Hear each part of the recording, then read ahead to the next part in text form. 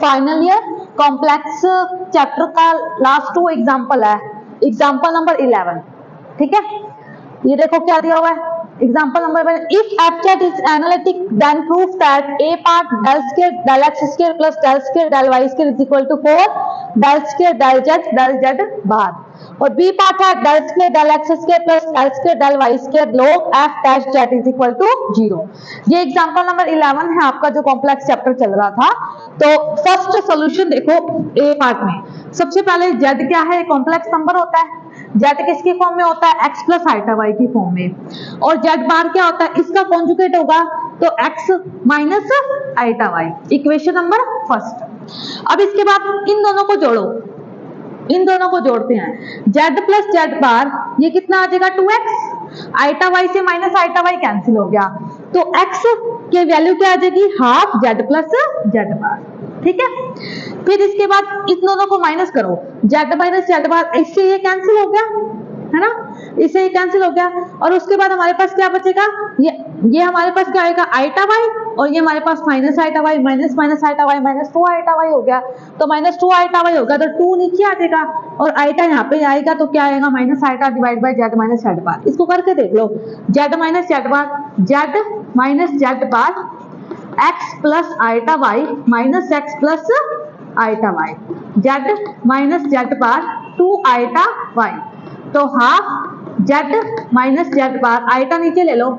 Is equal to y। तो जब iota ऊपर जाएगा तो क्या आएगा, minus iota by 2 z minus z bar. ठीक है, समझ आ गया ये। फिर इसके बाद x की वैल्यू होगी, y की वैल्यू होगी, इक्वेशन नंबर 2 नेम दे दो। अब इसका z के विद रिस्पेक्ट करना, पार्शियल डिफरेंशिएशन, हाफ z का कितना होगा 1, तो 1, z बार का कितना होगा 0, डेल x अपॉन में डेल z बार का भी कितना होगा हाफ बार, इसका 0, इसका क्या होगा 1, तो इसका z के विद रिस्पेक्ट भी हाफ, इसका z बार के विद रिस्पेक्ट भी हाफ। अब डेल y अपॉन में डेल z का लेंगे तो माइनस आइटा बाय 2, ये 1 हो जाएगा, ये 0 हो जाएगा। अब डेल y अपॉन में डेल z बार का लो, ये तो 0, माइनस माइनस कितना हो गया plus iota by 2, equation number 3। फिर इसके बाद इसको तोड़ते हैं, डेल अपॉन में del z del x del y, और इसका मान रखो, कितना रखेंगे हाफ, इसका मान रखो डेल y अपॉन में डेल z, ये रहा minus minus iota by 2, half तो बाहर आ रहा है, डेल अपॉन में del x minus iota del upon में डेल y। ठीक है, फिर इस तरीके से डेल अपॉन में डेल z बार है, ये बार, डेल अपॉन में डेल x अपॉन में del z bar plus del upon में डेल y अपॉन में del z bar. Del x upon में डेल z का मान कितना था हाफ, और डेल y अपॉन में डेल z का मान आइटा बाय 2, तो हाफ तो बाहर निकल गया, डेल अपॉन में डेल x ये पड़ा रहा, डेल अपॉन में डेल y और आइटा अंदर पड़ा रहा। ठीक है, इसकी वैल्यू आ गई। अब मुझे निकालना क्या है, ये देखो यहाँ से देखो, डेल स्क्वायर अपॉन में डेल z बार, ये रहा, तो इसका मतलब क्या होगा, डेल अपॉन में डेल z, अंदर क्या रह जाएगा डेल अपॉन में del z bar, del upon में डेल z बार की वैल्यू,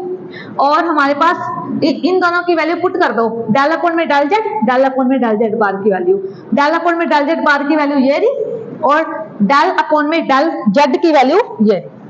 इन दोनों की वैल्यू पुट कर दो, 1/2 कितने हो गए, 1/4, a minus B A plus B, A square minus B square, तो a स्क्वायर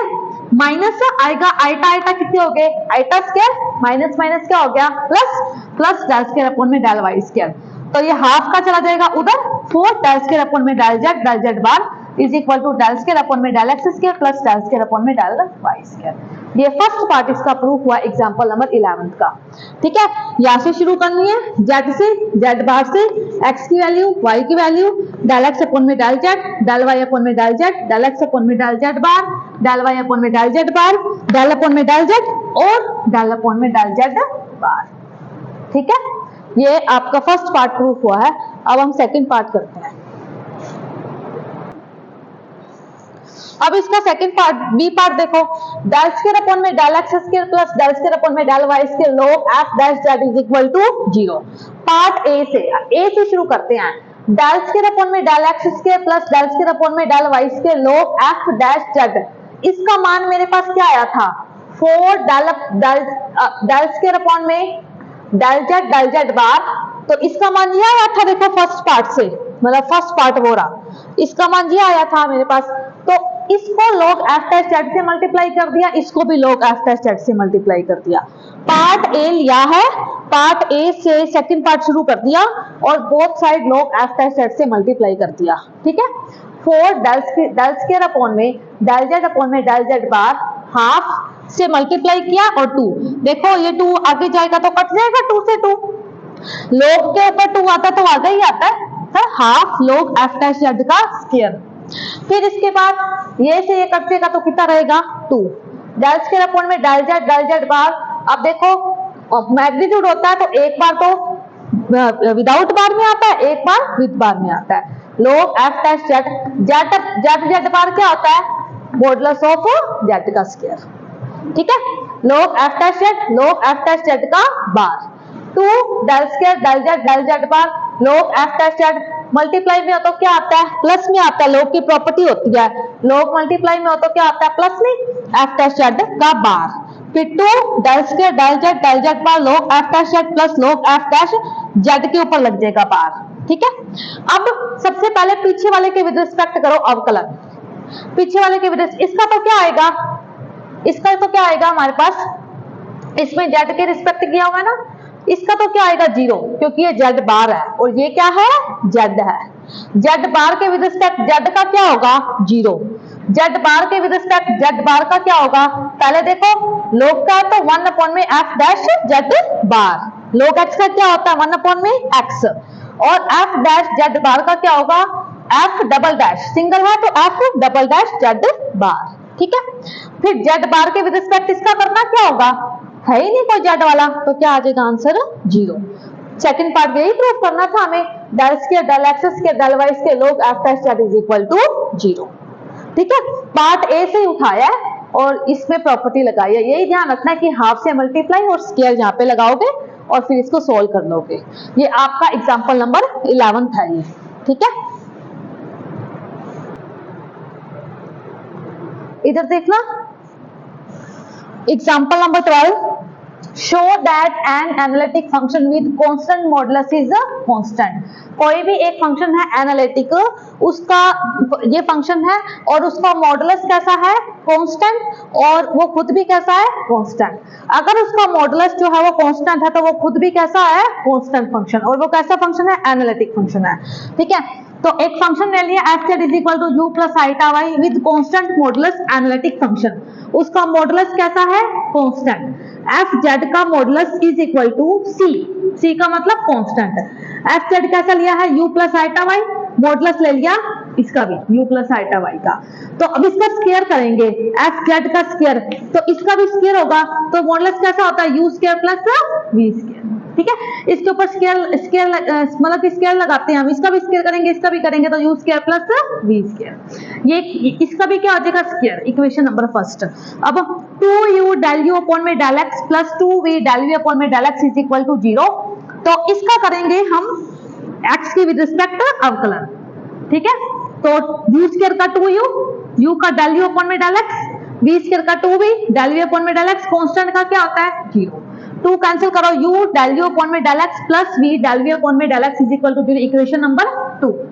अब इसी का करो y के with respect, 2u del u upon में del y plus 2v del v upon में del y is equal to 0, u del u upon में del y plus v del v upon में del y is equal to 0। CR equation analytic है तो CR equation को satisfied कराएगा, del u upon में del y की जगह क्या रखा माइनस डेल v अपॉन में del x, del v upon में डेल y की जगह क्या रखा डेल u अपॉन में डेल x, क्योंकि एनालिटिक है तो CR इक्वेशन को सैटिस्फाइड कराएगा। इक्वेशन थर्ड, इक्वेशन सेकंड का स्क्वायर करो थर्ड का स्क्वायर करो, ये देखो सेकंड का स्क्वायर कर दिया थर्ड का स्क्वायर कर दिया, प्लस करके स्क्वायर करके प्लस कर दिया। अब इसका खोलो a square plus b square, फिर इसके बाद यहाँ पे 2ab, a square plus b square minus 2ab, ये a प्लस b है तो ये a माइनस b हो गया। 2uv डेल u अपॉन में del x del v upon में del x, 2uv del v upon में del x del v upon में डेल x से क्या हो गया कैंसिल। अब एक ये है एक ये रह गया और एक ये रह गया, इन दोनों में से कॉमन निकाल दो u square del u upon में डेल x का whole square plus del v upon में डेल x का होल स्क्वायर, प्लस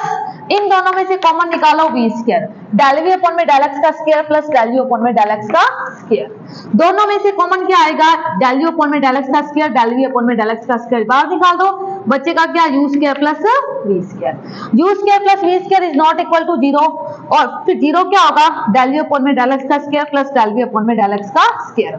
ये क्या है, f dash z, f dash z का स्क्वायर, f डैश z क्या होगा, डेल u अपॉन में डेल, क्योंकि z क्या है u plus iota y, f z क्या है लिखा हुआ ना, f z क्या है u प्लस आइटा y, तो f डैश z क्या होगा, डेल u अपॉन में del x plus iota del v upon में डेल x। तो ये क्या है, f डैश z का square is equal to 0। Square हटा दे तो f dash z is equal to 0,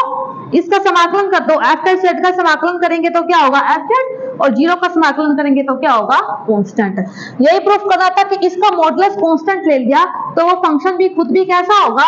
constant होगा। F Z is equal to constant modulus, तो F Z is equal to C. ये क्या है, एग्जांपल नंबर 12। नेक्स्ट क्लास से मैं आपको मीट्रिक स्पेस वाला बुक शुरू करूंगी आफ्टर दिवाली वेकेशन के बाद, जब आपकी क्लास लगेगी, ठीक है। ये अभी आपका कॉम्प्लेक्स चैप्टर जो है वो कंप्लीट हो गया मेरी तरफ से।